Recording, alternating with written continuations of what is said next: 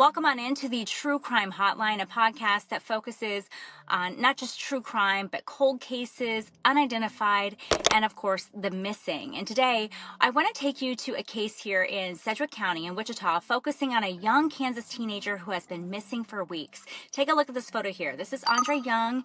He's been missing since pretty much the beginning of this month, and his loved ones, his family, they are asking for your help. Now, we have the fortunate opportunity of speaking here to Kyle. So Kyle's Andre's brother, and then joining on the other end of this too by phone is his stepmother, Courtney. I'm so glad that you both are here to be able to tell us about what's going on, because when I share these cases online, a lot of people are like, well, you know, they never hear the backstory. And so I'm really hoping that maybe you guys can walk us through, like, what happened. Like, when was he last seen? What happened? You can go ahead, Courtney. He was last seen March 6th. He was at school. He got ready for school that day. He went through almost his whole day of school. About 2:45, I received a call stating that he had left campus with two other kids. Is that normal for him? Like, does he have a history of running or walking out of stuff like that? So it is normal for him to leave school. Okay. He has ran a couple of times, but never for this length of time. Yeah, and no judgment here, because you know what, kids do run, and there are so many different reasons behind why a kid might choose to do so, and I don't want to place any blame on anybody here. I just want people to understand, like, where you all are coming from and what's happening with his case. So, okay, so he went along, but I mean, did anyone tell you any more about, like, what happened from there on? Like, if he left with a couple of kids, have you heard of who the kids are? Did they come back, or those other kids? So one of the kids he left with is another child that you had posted a missing case about. That child has been found. The other two, including Andre, has not been found. I've reached out to the school district. I've reached out to the police to try and get, general information on, like, well, what area was the other kid found in, or, like, if they've been by the house of the two kids. And my understanding is they've been by one of the kids' house, and they told me that they cannot give me any information about anybody else's child. So they won't even tell me, like, what area that kid was located in, so that way we can search that area indefinitely. Yeah, I mean, Courtney, you and Kyle have been doing so much work, as I'm sure, the rest of your family is concerned, to find out what's gone on with, your boy. And I mean, how are you feeling about everything with how it's been treated so far? So I feel like more should be being done, only because I understand kids run away, especially at this age, you know what I mean? And there could be anything going on in the home, or it could just be him wanting to have fun. I understand that completely. But for the police to tell me basically that they're just treating it like a runaway, not an actual missing child, is where I'm quite upset with the state. Once it's been so long, I feel like it should be getting more media attention. We should be buckling down, trying to really find out where he could be. Yeah. I will tell you both, like, I've had other people reach out to me, former teachers or former principals, saying, they're worried about him for sure. And I think there are people in your corner who want to help. You all have put up posters, right? And everything. Kyle, Yeah. What's that been like for you to be able to go and put those things up and get people's eyes on your brother's story?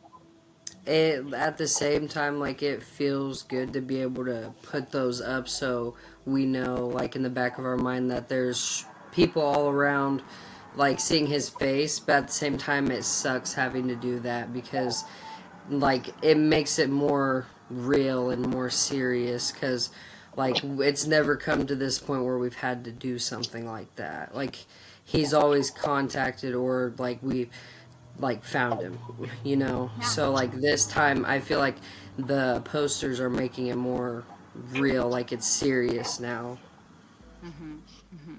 So, how, I guess, what's next for you guys?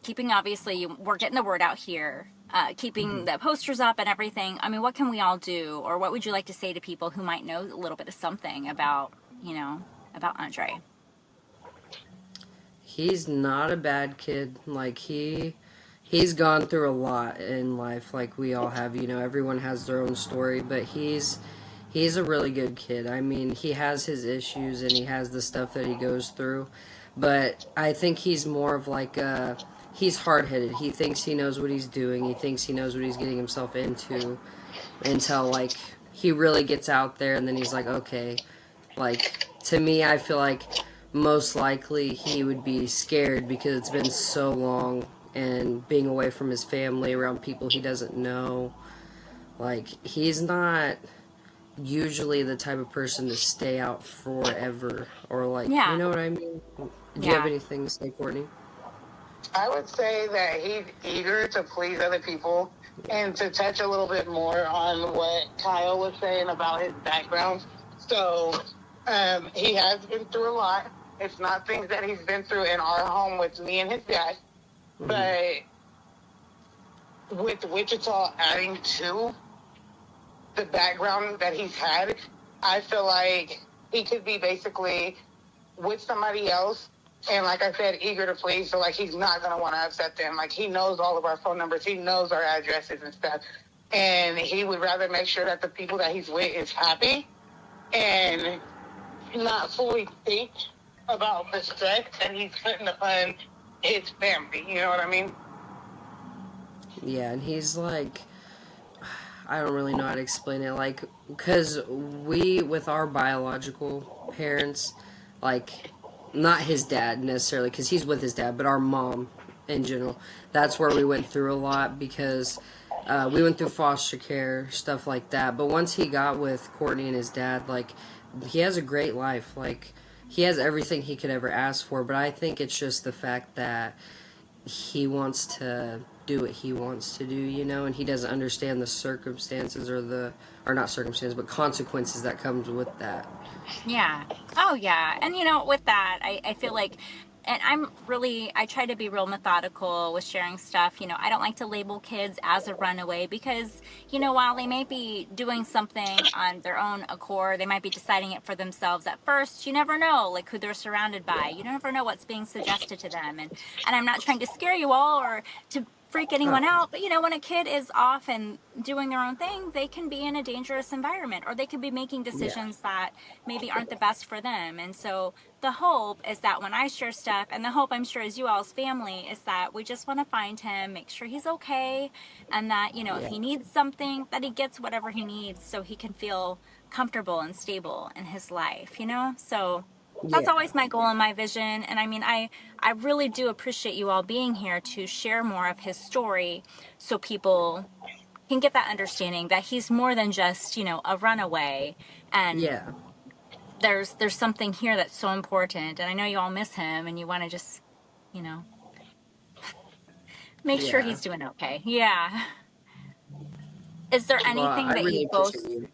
Oh, yeah, no. I appreciate you all making time for me, but is there anything else that you want to make sure that people hear, when I share this online again, when we talk about his case once more? Is there anything you want to say? Uh, I wouldn't say that there's too much that I would want to say, other Yeah. than just make sure that if people can look at the flyers again, you know what I mean? We posted our personal phone numbers on them. I would not say approach Andre because he is guaranteed to run because he's probably going to feel like he's been caught. Best contact is for us to be contacted or to contact the police, the MCU. And then I would say pretty much if he is spotted somewhere, just like follow from a distance, you know what I mean? Like, and make sure to report it immediately. And I would also say for the people that's letting him stay wherever he's staying, that they're really risking it all and playing with fire, because that can be looked at as kidnapping. It can be looked at as so many other ways other than just, hey, we're having fun hanging out. Yeah. Yeah. Understood. Understood. Well, again, if anyone happens to see him, like you said, I would highly suggest just go ahead and call whatever local law enforcement agency you can.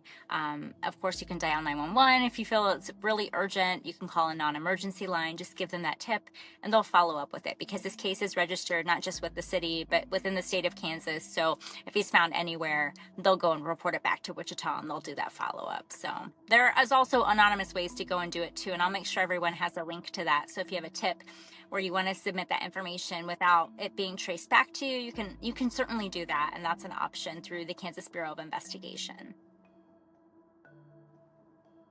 Cool. Anything else, guys? Nothing else really. Just we No. appreciate all your help, and we hope somebody out there hopefully sees him or something. Absolutely. Well, again, thank you so much for your time. And again, anyone who happens to have information about him, please go ahead and report that to police. I'll continue to follow up with any updates that I have on the case.